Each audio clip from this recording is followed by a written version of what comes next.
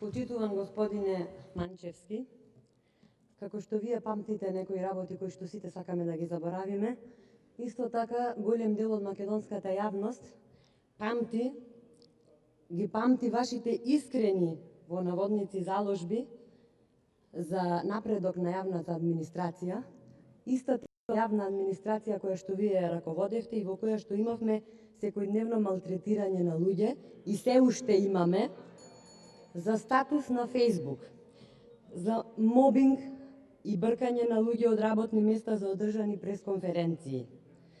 Тоа е јасен показател и верувам дека тоа е она што ја води државата назад. Значи, со вакво однесување, доколку не дај Боже продолжите, никако не можеме да одиме напред. Напротив, ви препорачувам од оваа говорница сите различни мислења да ги споите во едни конструктивни идеи кои што ќе носат подобро за сите. Дополнително, во однос на силната определба дека можете со која што ви се полни устите во Европската Унија, јас ве уверувам дека невозможна мисија е сите вие кои ја направивте државата рекордер по корупција, криминал и неуспеси да не одведете во Европската Унија.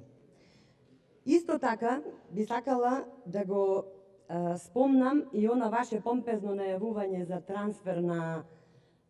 јавната администрација во приватниот сектор, кое што сега малку сте го подзаборавиле или сте го поублажиле со една не ќе го трансферираме, туку во една поблага форма сега го кажувате, ќе предложиме трансфер затоа што се наближуваат локалните избори, па тоа сигурна сум дека ќе го ставите за потака, па можеби и некој од јавниот сектор ќе прифати да се трансферира во приватниот, да бидете сигурни. Силни институции во Република Македонија стана, за жал, со вашето однесување, синоним за институции натрупани со партиски кадри, од кои секојдневно се отстрануваат оние кои не размислуваат како луѓето на власта. Благодарам.